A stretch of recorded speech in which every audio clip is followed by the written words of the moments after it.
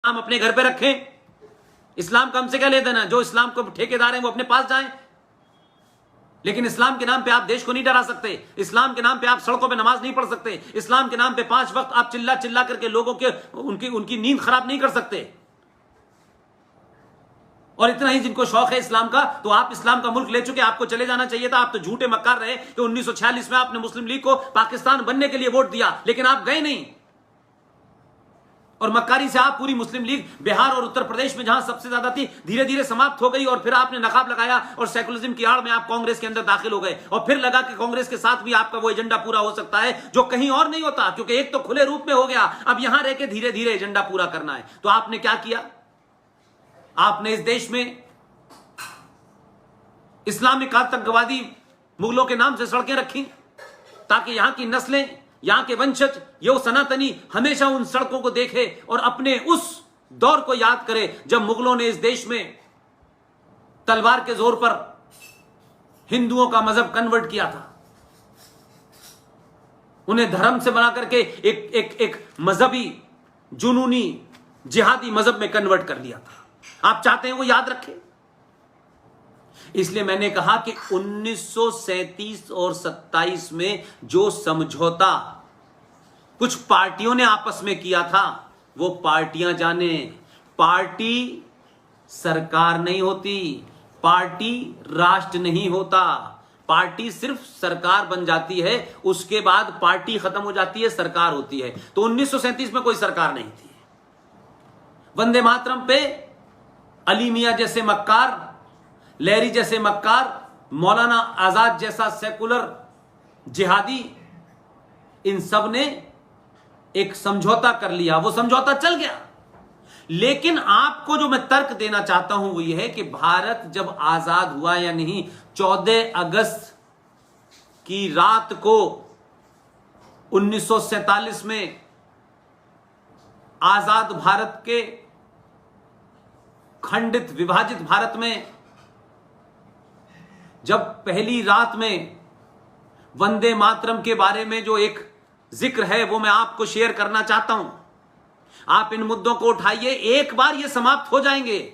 इसलिए मैंने कहा कि जो सरकार है, जरूरी नहीं है कि उसके संज्ञान में सब कुछ हो, उसके सामने तत्कालिक हजारों चीजें हैं, लेकिन मेरी और आपकी जिम्मेदारी है कि आप ऐसे मुद्दों को उठाएं कि जब वो ठीक हो जाएंगे, हजारा साल तक बलिया के लोगों आपके इस कंट्रीब्यूशन को आप वैसे ही याद किया जाएंगे जैसे मंगल पांडे के नाम से बलिया है, जैसे कुंवर वीर सिंह के नाम से बलिया है, जैसे जयप्रकाश नारायण के नाम से बलिया है। आपका शहर, आपकी मिट्टी बार बार आपको ये गौरव प्रदान करेगी। मैं समझता हूं कि जिस किस्म की आपने ये पूरा जो बलिया हब बनाया है, जिस किस्म के युवाओं को जोड़ा है, जो चीजें मैंने पिछले 2 दिन में इसके बारे में पता की, मुझे लगा कि बहुत जागृत है। छोटे छोटे एजेंडों में पड़ने वाला ये बलिया का नागरिक नहीं है। आज भी बलिया के अंदर क्रांति करने की वो चिंगारी मौजूद है। उस चिंगारी को एक दहकता हुआ शोला बनाएं और वो राष्ट्र की रक्षा में लगाएं। 14 अगस्त 1947 को भारत के गृह मंत्री ने एक चिट्ठी लिखी, एक टेलीग्राम भेजा, और एक टेलीग्राम दुनिया के सबसे मशहूर संगीतकार को भेजा गया और उनसे कहा कि आज रात में जब भारत की आजादी की घोषणा होगी संसद में, उसके बाद जब वंदे मातरम बजेगा तो मैं चाहता हूं कि ये वंदे मातरम आप बजाएं। बलिया के लोगों, सोचो उस वक्त भी कैसे लोग थे। सब सत्ताधारियों के इर्द गिर्द ही इतिहास रहता है, लेकिन उसके अलावा जो बहुत सारे लोग अलग अलग जगह काम करते हैं, उनकी जो भारत भक्ति है, उनकी जो सनातन भक्ति है, जो हजारों सालों पुरानी आपकी संस्कृति है, उसके प्रति उनकी निष्ठा देखिए। उन्होंने कोई पद नहीं मिला, उन्होंने पद की लालसा नहीं की, लेकिन जो काम वो करके गए वो सिर्फ आपके लिए करके गए।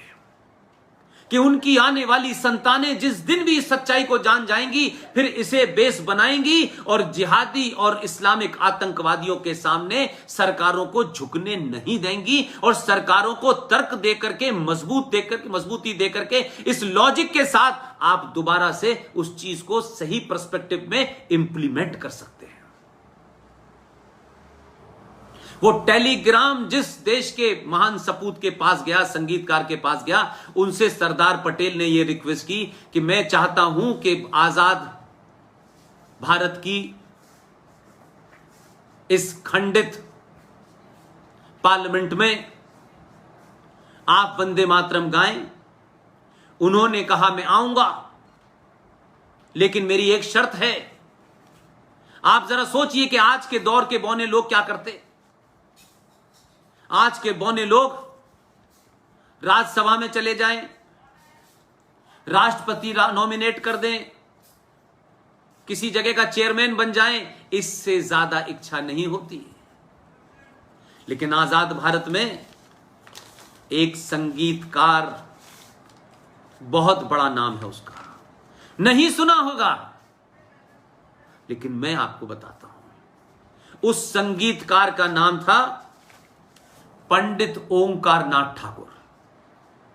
ठाकुर साहब ने पलटते ही पटेल साहब से कहा मैं आऊंगा, मैं वंदे मातरम गाऊंगा, मेरी एक ही शर्त है कि मैं पूरे 9.5 मिनट का 22 पंक्तियों वाला ही वंदे मातरम संसद में पढ़ूंगा।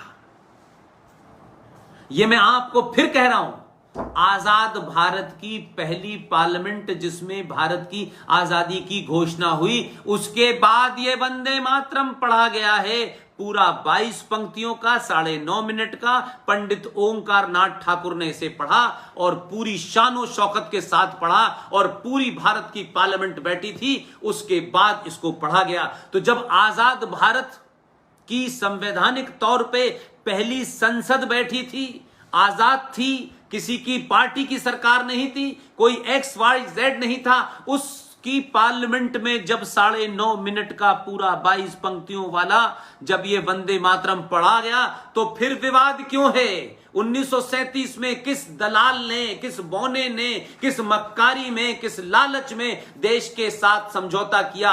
वो आजाद भारत के साथ समझौता नहीं था, वो दो पार्टियों की अपनी अदला बदली थी, दो पार्टियों के अंदर की नूरा कुश्ती थी, दो पार्टियों की हार जीत का मामला था। लेकिन संसद के अंदर 14 अगस्त की रात और 15 अगस्त की सुबह जो वंदे मातरम पढ़ा गया, वो पूरा पढ़ा गया, वो ही अक्षुण है, वो ही पूरा है, वो ही सत्य है, वो ही सनातन है, वो ही पढ़ा जाना चाहिए। इसके बाद विवाद नहीं होना चाहिए। विवाद की जड़ 1937 में थी, तो आपने किसी दो पार्टियों ने आपस में बात कर ली, उसका हमसे क्या लेना देना है? पार्टियां तो आज भी बहुत सारी बातें कहती हैं, लेकिन जब वो सत्ता में आती हैं, जब वो संविधान पे बैठती हैं, तो फिर वही बात कानून होती है। लिहाजा एक इस पे मुहिम चलाइए कि आखिर ये वंदे मातरम का मामला क्यों चल रहा है। दूसरा, आपके सामने एक मुद्दा रखता हूं। देखिए, लड़ाई छोटी लड़ेंगे तो आपको सफलता नहीं मिलेगी, क्योंकि छोटी लड़ाइयों में लोग ये ढूंढते हैं आपको बांटने के लिए। ठाकुरों का एजेंडा है, अच्छा ये ब्राह्मणों का एजेंडा है, अच्छा ये दलितों का है, ये यादव का है। नहीं, ये यादव, ये दलित, ये ठाकुर, बताइए कि सनातन में ये जितने भी लोग हैं, ये कोई जाति नहीं है। जैसे कहते हैं ये पत्रकारों की बिरादरी है, ये अध्यापकों की बिरादरी है, जी वो जाति नहीं है, वो उनका काम है, वो उनका प्रोफेशन है। इसलिए मैंने कहा कि छोटी छोटी सी बात को अगर आप ध्यान कर लें, तो आप इस बात की तरफ ध्यान दें कि आप भगवान परशुराम को याद करें, जो एकमात्र ब्राह्मण माने जाते थे। हमने बहुत सारी बातें कही उनके बारे में, लेकिन मैंने वही कहा कि अगर हम थोड़ी देर के लिए कुछ चीजों को सच्चाई में पढ़ लें, तब भी आपको लगेगा कि आपके पुरुष आपके सब कुछ कह गए हैं। भगवान परशुराम ने कहा, जन्म जायते शूद्र, अर्थात मनुष्य पैदा शूद्र होता है, यानी वो कुछ भी नहीं होता, सिर्फ एक मनुष्य होता है। अपने पुरुषार्थ से, अपने काम से, अपने कर्मों से वो कुछ कुछ बन जाता है।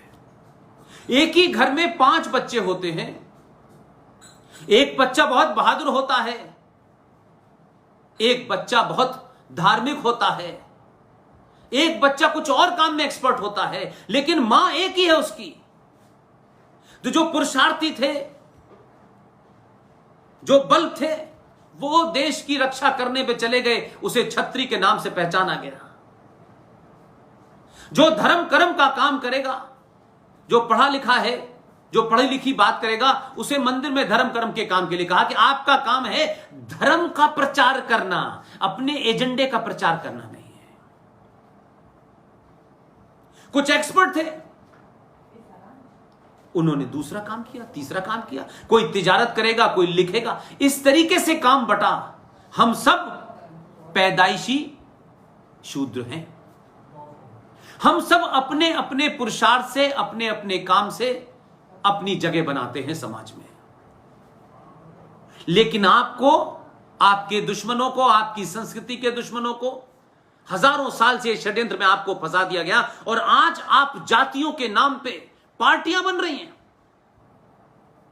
और हम उसको सत्ता प्राप्त करने का एक माध्यम, एक प्रकल्प समझ बैठे हैं। पार्टी बना लो, 2 इधर के जोड़ लो, 2 उधर के जोड़ लो, सत्ता में आ गए तो फिर उसके नियम बना दो और फिर नियमों को लागू कर दो। इतने नियम लागू करने के बाद भी 70 साल में सनातन को तोड़ नहीं पाए।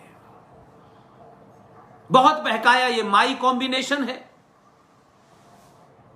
उनका माई कॉम्बिनेशन से सत्ता चली, फिर माई कॉम्बिनेशन में वाई हट गया, डी आ गया, तो ये एमडी कॉम्बिनेशन हो गए, दलित के नाम। लेकिन एक फैक्टर वो लगा रहा, वो सेकुलरिज्म की 28 दुकानों में भी शामिल है, वो मुलायम सिंह के साथ भी शामिल